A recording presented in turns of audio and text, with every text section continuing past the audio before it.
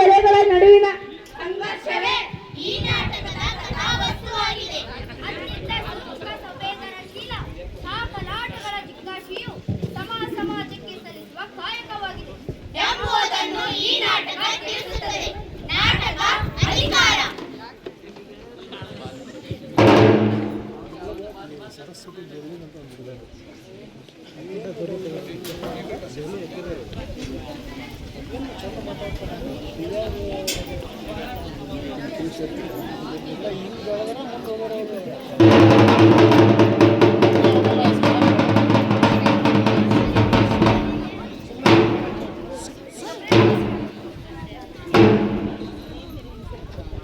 ಕಲ್ಯಾಣವೆಂಬ ಪ್ರಣತೆಯಲ್ಲಿ ಕಲ್ಯಾಣವೆಂಬ ಪ್ರಣತೆಯಲ್ಲಿ ಭಕ್ತಿರಸವೆಂಬ ತೈಲವನೆರೆದು ಭಕ್ತಿರಸವೆಂಬ ತೈಲವನೆರೆದು ಆಚಾರವೆಂಬ ಭಕ್ತಿಗೆ ಆಚಾರವೆಂಬ ಭಕ್ತಿಗೆ ಬಸವಣ್ಣನೆಂಬ ಜ್ಯೋತಿಯು ಮುಟ್ಟಿಸಲು ಬಸವಣ್ಣನೆಂಬ ಜ್ಯೋತಿಯು ಮುಟ್ಟಿಸಲು ತೊಳಗಿ ಬೆಳಗು ತಿದಿತಯ್ಯ ತೊಳಗಿ ಬೆಳಗು ತಿದಿತಯ್ಯ ಶಿವನ ಪ್ರಕಾಶ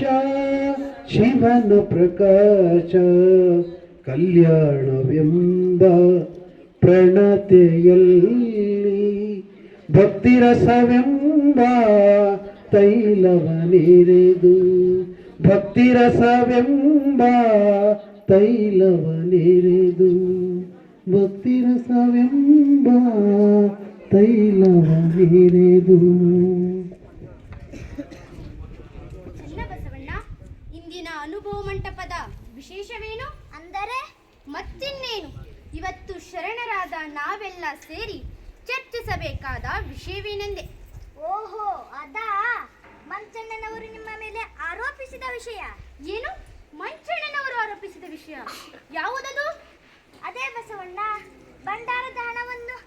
ಓಹೋ, ಅದಕ್ಕೆಲ್ಲ ತಯಾರಾಗಿದ್ದೇನೆ, ಚಿಂತಿಸುವ ಅಗತ್ಯವಿಲ್ಲ. ಅಯ್ಯೋ ಅಯ್ಯೋ ಅಯ್ಯೋ, ಅದೇನಂತ ನನ್ನೀ ಮನೆಗೆ ಮದುವೆ ಮಾಡಿಕೊಟ್ರೋ ಏನೋ, ಇವರ ರಗಳನೇ ಕೇಳಾದದ್ದು. ನಾನೇನು ಈ ಮನೆ ಯಜಮಾನಿ ಆಗ್ಬೇಕೆಂದಿದ್ನೇನೋ. ಯಾರು ಬೇಡ ಅಂದ್ರು ಆದು, ನೀನಾಗು. ಅದಕ್ಕಾಗಿ ಪ್ರತಿನಿತ್ಯ ಜಗಳ ಮಾಡ್ತೀಯಲ್ಲ ನನ್ನ ಜೊತೆಗೆ. ಚೆನ್ನಬಸವಣ್ಣ, ಅದ್ಯಾರು ಜಗಳ ಮಾಡುವಂತಿದೆಯಲ್ಲ? ಜಗಳವೇನು ಬಸವಣ್ಣ, ಜಗಳವೇ ಅದು. ಪ್ರತಿನಿತ್ಯ ಇದೇ ಜಗಳ. ಯಾಕಿರಬಹುದು ಚೆನ್ನಬಸವಣ್ಣ? ಬಾ ಹೋಗೋಣ. ಅದು ಅವರೇ ಬಂದ್ರು ನೋಡು. ಯಪ್ಪ ಬಸವಣ್ಣ, ನೀನಾ ನ್ಯಾಯ ಕೊಡು. ಯಾರು ಬೇಡ ಅಂದ್ರು ನನಗೂ ಅದ ಬೇಕಾಗಿತ್ತು. ಬಸವಣ್ಣನವರು ಇದಕ್ಕೆ ನ್ಯಾಯ ಕೊಡಲಿ. ಸಮಾಧಾನ ಸಮಾಧಾನ ಗುಡ್ಯವ್ವ, ಸಮಾಧಾನ. ನಿಮ್ ಜಗಳದ ಉದ್ದೇಶ ಏನಂತ ನನಗೆ ಗೊತ್ತೈತಿ ಗುಡ್ಯವ್ವ. ನಿನ್ ಸೊಸೆಯನ್ನು ಸಣ್ಣಾಕಿ ಅಂದಂಗ ನೀನ ಸ್ವಲ್ಪ ಸಂಭಾಳಿಸ್ಕೋಬೇಕ್ರೆ. ನನ್ನ ಮಾತು ಕೇಳ್ತಿ ಅಂದ್ರ ಒಂದ್ ಹೇಳ್ತೀನಿ. ನಿನ್ನ ಮಾತು ಯಾರು ತರ್ಕೋದಾಗ್ತಾರಪ್ಪ ಬಸಣ್ಣ? ನೀನು ಅನುಭವಿಸ್ತೀಯದಿ, ತಿಳಿದಾಕಿ. ಆಕಿ ಈ ಮನೆಗೆ ಹೊಸಬ್ಳು. ಮನೆತನ ಅಂದ್ರ ಏನು ಅಂತ ತಿಳಿದಾಕಿ. ಅದಕ್ಕ ನೀನೇ ಸ್ವಲ್ಪ ತಿಳಿಸಿ ಹೇಳ್ಬೇಕು ಬೇ. ಆಯ್ತು ಬಸಣ್ಣ, ನಿನ್ನ ಮಾತು ನಿಜ ಐತಿ. ಅದಕ್ಕ ನಿನ್ನ ದೊಡ್ಡ ಮನುಷ್ಯ ಅನ್ನೋದು. ನೀ ಹೇಳ್ದಂಗ ಮಾಡ್ತೇನೆ. ಖುಷಿ ಆಯ್ತು ಗುಡ್ಡವ್ವ, ಹಿರಿತನಕ ತಕ್ಕ ಮಾತಾಡ್ದಿ. ಹೌದು, ನಿನ್ ಧ್ವನಿ ಬಾಳ ಚಂದದ ಅಂತ ಕೇಳೀನಿ. ಹೌದೇನು ಅಂತಾರೋ ಯಪ್ಪ. ಎಲ್ಲಿ ಒಂದ್ ವಚನ ಹೇಳೋಣ. ಕಾಸಿ ಕಮ್ಮಾರನಾದ ಬೀಸಿ ಮಡಿವಾಳನಾದ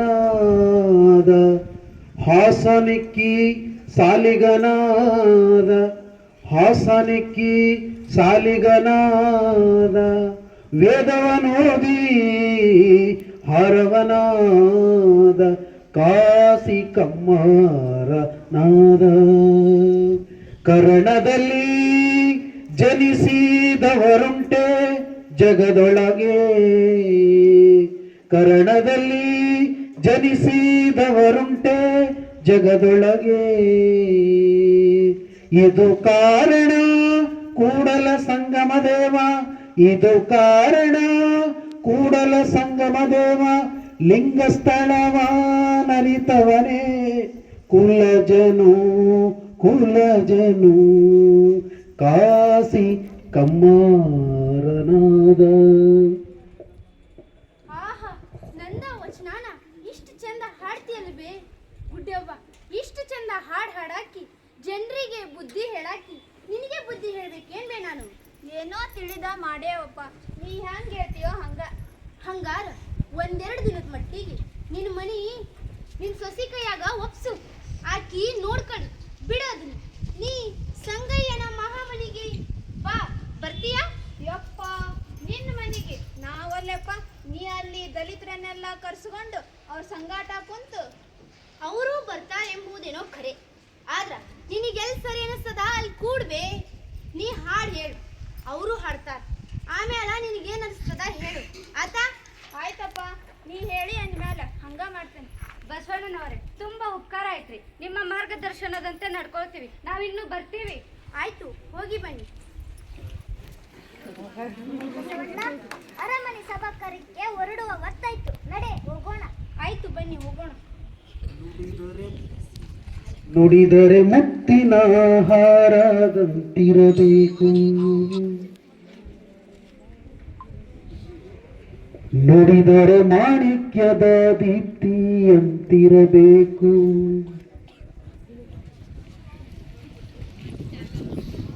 ಕೇಳಿದರು ಅವನದೇ ಹೆಸರು.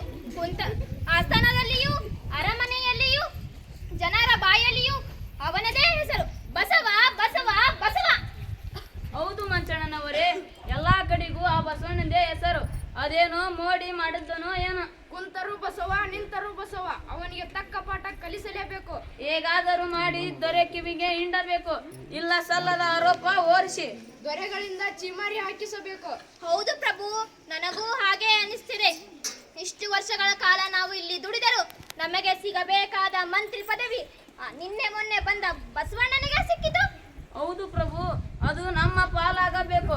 ಅವನು ಬಂದಾಗಿಂದನು ಪೂಜಾ ಪುನಸ್ಕಾರ ನಡೀತಾ ಇಲ್ಲ, ದೇವಾಲಯಗಳು ಉದ್ಧಾರವಾಗಿಲ್ಲ, ಬರೀ ಶರಣ ಶರಣ ಶರಣ. ಆ ಮಂತ್ರಿ ಪದವನ್ನು ಕಿತ್ತು ನಮ್ಮ ಮಂಚಣ್ಣನವರಿಗೆ ಕೊಡಿಸಬೇಕು. ಆಹಾ ಪಂಡಿತರೆ, ಖುಷಿ ಆಯ್ತು ಪಂಡಿತರೆ, ಬನ್ನಿ ಹೋಗೋಣ. ನುಡಿದರೆ ಮುತ್ತಿನ ಹಾರದಂತಿರಬೇಕು, ನುಡಿದರೆ ಮಾಣಿಕ್ಯದ ದೀಪ್ತಿಯಂತಿರಬೇಕು, ನುಡಿದರೆ ಸ್ಫಟಿಕದ ಸಲಾಕೆಯಂತಿರಬೇಕು, ನುಡಿದರೆ ಲಿಂಗ ಮೆಚ್ಚಿ ಅಹುದಹುದೆನಬೇಕು, ನುಡಿದರೆ ಲಿಂಗ ಮೆಚ್ಚಿ ಅಹುದಹುದೆನಬೇಕು, ನುಡಿಯೊಳಗಾಡಿ ನಡೆಯಾದಿದ್ದೊಡೆ, ನುಡಿಯೊಳಗಾಡಿ ನಡೆಯಾದಿದ್ದೊಡೆ, ಕೂಡಲ ಸಂಗಮದೆ ಎಂತೊಲಿವನಯ್ಯ, ಕೂಡಲ ಸಂಗಮದೇವೆಂತೊಲಿವನಯ್ಯ, ಕೂಡಲ ಸಂಗಮದೇವೆಂತೊಲಿವ ಅಯ್ಯ.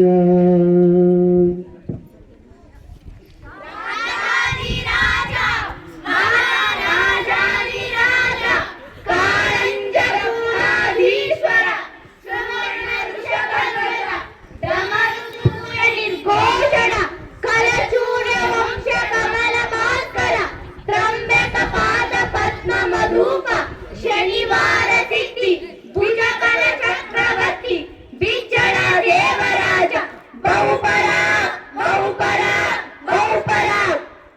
ಹೆಂಗೈತಿ ನಮ್ಮ ಹೊಸ ಬಿರುದಾವಳಿ? ಆಹಾ ಕಿವಿ ತುಂಬಿ ತುಳುಕೋ ಹಾಂಗದ ದಣಿ. ಆದರೂ ಮಹಾರಾಜರ ಪರಾಕ್ರಮ ಬಲ್ಲವರಿಗೆ ಸ್ವಲ್ಪ ಅರಕಳಿ ಅನಿಸಿದರೆ ಆಶ್ಚರ್ಯವೇನಿಲ್ಲ. ಓಹೋ, ಸಂಸ್ಕೃತ ಹೆಚ್ಚಾತೋ ಏನು? ಅದ ನನಗೆ ಗೊತ್ತಿತ್ತು ನೀ ಹಿಂಗಂತೀಯ ಅಂತ. ಹೊಸ ಶಿಲಾಶಾಸನ ಬರ್ಸಿದ್ದೆ, ಅದರ ಸಲುವಾಗಿ ಮಂಚಣ್ಣರು ರಚಿಸಿದ್ದರು. ನಾ ಹೇಳಿದ್ದೆ ಅವರಿಗೆ, ಪ್ರಭುಗಳೇ ದಣಿಗಳೇ, ಸಂಸ್ಕೃತಕ್ಕಿರೋ ಘನತೆ ಗಾಂಭೀರ್ಯ ಕನ್ನಡಕ್ಕೆ ಹ್ಯಾಂಗ್ ಬಂದಿತ್ತು? ದಣಿ ಹಿಂಗ ಬಿರುದಾವಳಿ ಬೆಳ್ಕೊಂತ ಹೋದ್ರ ರಾಜ್ಯದಾಗ ಸಿಗೋ ಅಷ್ಟು ಕಲ್ ಒಟ್ಟಿದ್ರು ಮಹಾರಾಜರ ಶಾಸನಗಳಿಗೆ ಸಾಕಾಗ್ಲಿಕ್ಕಿಲ್ಲ. ಮಹಾರಾಜರು ತಮ್ಮ ಸಾಮ್ರಾಜ್ಯವನ್ನು ದಿಗಂತದಾಚೆಗೆ ವರ್ಧಿಸಲಿಕ್ಕೆ ಇದಕ್ಕಿಂತ ಒಳ್ಳೆಯ ಪ್ರಚೋದನೆ ಇನ್ಯಾವುದು? ಚೋಳ ಪಾಂಡ್ಯರ ರಾಜ್ಯ ಅಲ್ಲಿಯ ಸಂಸ್ಕೃತಿಗಿಂತ ಶಿಲೆಗಳ ಸಲುವಾಗಿ ಹೆಸರಾಗಿರೋದೇ ನಮ್ಗೆ ಅನುಕೂಲ. ಒಂದು ಹೊಸ ಶಾಸನ, ಅದರೊಳಗೆ ಮೆರೆಸಲಿಕ್ಕಂತ ಒಂದು ಹೊಸ ಯುದ್ಧ, 500 ಹೊಸ ವೀರುಗಳು, 1000 ಹಸಿ ವಿಧಿವೇರ ಹಲವು, ಮತ್ತು ಈ ಪರಾಕ್ರಮದ ವೆಚ್ಚಕ್ಕಂತ ಹೊಸ ತೆರಿಗೆ, ಬಿಟ್ಟಿ ಕೊಟ್ಟನ ಗೋಳು. ನಾವು ಮಹಾರಾಜರ ಪ್ರಜೆಗಳು. ಮಹಾರಾಜರ ಕೀರ್ತಿಗೋಸ್ಕರ ಗೋಳನ್ನ ಸಹಿಸಿಕೊಳ್ಳೋದು ನಮ್ಮ ಕರ್ತವ್ಯ. ನಾವು ಮಹಾರಾಜರ ಅಧಿಕಾರಿಗಳು. ಮಹಾರಾಜರ ಪ್ರಜೆಗಳ ಗೋಳನ್ನ ಮಹಾರಾಜರ ಕಿವಿ ಮೇಲೆ ಹಾಕೋದು ನಮ್ಮ ಕರ್ತವ್ಯ. ಮನುಷ್ಯ ಜೀವನ ನಶ್ವರ ಬಸವಣ್ಣ. ನಾವೆಲ್ಲ ಹೋಗ್ತೀವಿ, ಆದ್ರೆ ಆ ಶಾಸನ ಇನ್ನೊಂದು ಸಹಸ್ರ ವರ್ಷ ಗಟ್ಟಿಯಾಗಿ ನಿಂತು ಮಹಾರಾಜರ ಕೀರ್ತಿಯನ್ನು ದಿಗಂತಕ್ಕೆ ಹಾಡಿ ಹಬ್ಬಿಸ್ತಾವೆಂಬುದನ್ನ ನೀ ಮರಿತಕ್ಕದ್ದಲ್ಲ. ಕೊರೆದಿಟ್ಟ ಅಕ್ಷರಗಳನ್ನು ಓದಲಿಕ್ಕೆ ಕಣ್ಣು ಬೇಕು, ಹಾಡಲಿಕ್ಕೆ ನಾಲಿಗೆ ಬೇಕು. ಈ ಸ್ಥಾವರ ಶಿಲೆಗಳಿಂದ ಏನಾಗಬೇಕು? ಹೊರಡುವ ಅರ್ಥವನ್ನ ಈ ಮನುಷ್ಯ ದೇಹ ಹೊರಡಿಸ್ತದೆ. ಅದಕ್ಕ ನಾವು ಮೊದಲು ಮನುಷ್ಯರ ಪರವಿ ಮಾಡಬೇಕು. ಯಪ್ಪ ಯಪ್ಪ ಯಪ್ಪ, ನೀ ಬಂದ್ರ ಹೋಲ್ಗಕ್ಕ ಒಗ್ಗರಣೆ ಹಾಕಿದ ಹಂಗಾಕೈತ್ ನೋಡು. ದಣಿ, ಇವು ಭಂಡಾರದ ಕಿವಿ ಕೈ ಅದಾವು. ನನ್ನ ಮ್ಯಾಲ ನಂಬಿಕೆ ಇಟ್ಟು ನನಗೊಪ್ಸಿರಿ, ಉಪಕಾರ ಮರೆಯೋದಿಲ್ಲ. ಆದ್ರ ಈಗ ವಜ್ಜೆ ಅನ್ಸಾಕತ್ಯಾವ. ಇವನ್ನ ಹೊಳ್ಳಿ ತಗೋಬೇಕು. ನಾ ತಗೋದಿಲ್ಲ ಅಂದ್ರ ಅರಮನೆಯೊಳಗ ಶಿವಾಲಯ ಅದ, ಅಲ್ಲಿ ಲಿಂಗಕ್ಕ ಅರ್ಪಿಸಿ ಹೋಗ್ತೀನಿ. 4-5 ವರ್ಷ ಅದು. ಹಬ್ಬ ಹರಿದನ ಬಿಟ್ರ ನೀ ಅರಮನೆ ಹಂತ್ಯಾಕ ಹಾದಿಲ್ಲ. ನಾ ಯಾಕಂತ ಕೇಳಿಲ್ಲ.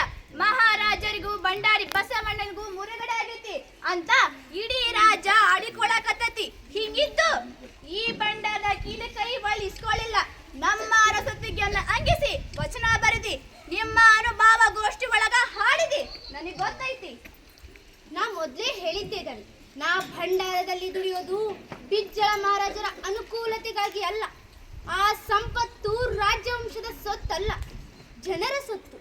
ಪ್ರಜೆಗಳ ಪಾಲಕ ಅಂತ ಅಲ್ಲಿ ರಾಜನಿಗೆ ಅಧಿಕಾರ ಅದ, ಆದ್ರ ರಾಜನ ಮನೆಯವರಿಗೆ ಅಲ್ಲಿ ಪ್ರವೇಶ ಇಲ್ಲ.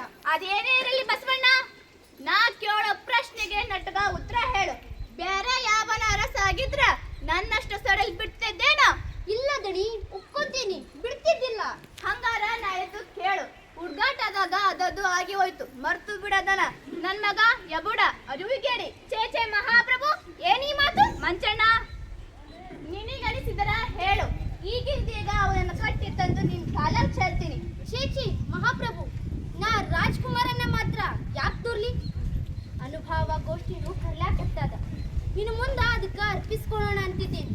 ನನಗೆ ಸೇರೋದಿಲ್ಲ ಅಂದ್ರ ಈಗ ರಾಜ್ಕುಮಾರ ಜನರು ನನ್ನ ಮಗನನ್ನು ಯುವರಾಜ ಅಂತ ಕರೆದ್ರ ರಾಣಿ ರಂಭಾವತಿಗೂ ತೃಪ್ತಿ ಆದಿತ್ತು, ನನಗೂ ನೆಮ್ಮದಿ ಆದಿತ್ತು. ಇದು ಇಡೀ ಆಸ್ಥಾನಕ್ಕೆ ಗೊತ್ತಿದ್ದ ಮಾತು.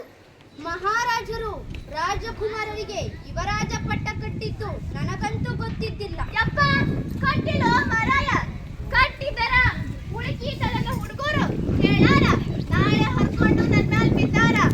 ಆದ್ರ ರಾಜಧಾನಾಗ ಒಬ್ಬ ರಾಜಪುತ್ರ ಇದ್ದಾಗ ಅವನನ್ನ ಯುವರಾಜ ಅಂತ ಕರೆಯೋದು ಒಂದು ಪದ್ಧತಿ. ಹೊಸ ಪದ್ಧತಿ ಇದ್ದಿತ್ತು ಮಹಾಸ್ವಾಮಿ, ನಾನಿನ್ನೂ ಕಲಿತಿಲ್ಲ. ಆದ್ರ ಯುವರಾಜ ಆಗೋ ವ್ಯಕ್ತಿಗೆ ಕೆಲವು ಹೊಣೆಗಾರಿಕೆ ಇರ್ತಾವ. ಮತ್ ಸುಲ್ ಮಾಡ್ದೀಗ? ಇಲ್ಲ, 15 ವರ್ಷದ ಹಿಂದೆ ಸಾಕಷ್ಟು ಚರ್ಚೆ ಮಾಡೀವಿ. ಆ ಪಲ್ಲ ಮತ್ತ ಹಾಳೋದಿಲ್ಲ. ಆದ್ರ ರಾಜ್ಯಭಾರ ಒಂದು ಕಾಯಕ, ಅದು ಹುಟ್ಟ ಬರ್ತಕ್ಕಂತ ಹಕ್ಕಲ್ಲ, ಆಸ್ತಿ ಅಲ್ಲ. ಅದನ್ನ ಮಾಡೋ ಅಧಿಕಾರ ಗಳಿಸ್ಕೋಬೇಕು, ಆಮೇಲೆ ಅದನ್ನ ಶ್ರದ್ಧೆಯಿಂದ ಮಾಡಬೇಕು. ದಣಿಗಳ, ನಾನಿನ್ನೂ ಬರ್ತೀನಿ. ಬಸವಣ್ಣ, ನುಡಿಯನ ಹಾಡುವೆ ಹೇಳಿ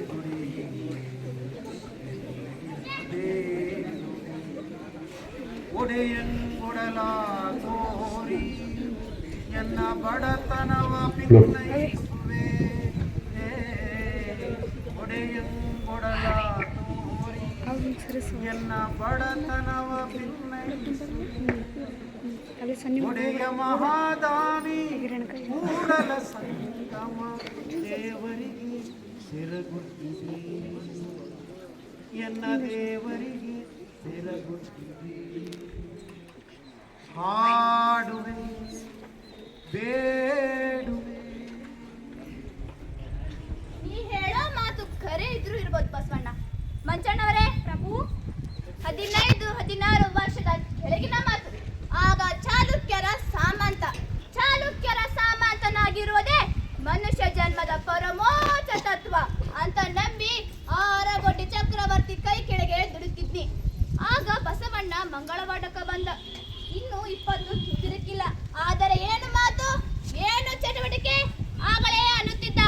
ರಾಜ್ಭಾರ ಅಂದ್ರ ಕಾಯಕ, ಅದಕ್ಕ ವಂಶೇಂದ್ರ ಸಾಲದು, ಯೋಗತಾ ಬೇಕು ಅಂತ ಬಸವಣ್ಣ ಅಂದು ಆ ಮಾತು ಹೇಳದೆ ಹೋಗಿದ್ದಾರೆ ಚಕ್ರವರ್ತಿ ಆಗ್ತಿದ್ದಿಲ್ಲ, ಕಲ್ಯಾಣ ಚಕ್ರವರ್ತಿ ಆಗ್ತಿದ್ದಿಲ್ಲ.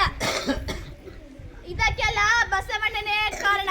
ಆತನ ಮಾತುಗಳೇ ನನಗೆ ಮಾರ್ಗದರ್ಶನ, ಜೀವನಕ್ಕೆ ಬೆಳಕು. ಆತನ ಕ್ರಾಂತಿಕಾರಿ ನಡೆ ನುಡಿ ಕಾಯಕ ಸಾಮಾನ್ಯರಿಗೆ ದಾರಿದೀಪ. ಅದನ್ನು ಒಪ್ಪಿದರೆ ರಾಜಭಾರಕ್ಕೆ ಕಂಟಕ, ಒಪ್ಪದರೆ ಜೀವನಕ್ಕೆ ಕಂಟಕ. ಏನು ಮಾಡಲಿ ನಾನು? ದಿನವನ ಮಾಡಯ್ಯ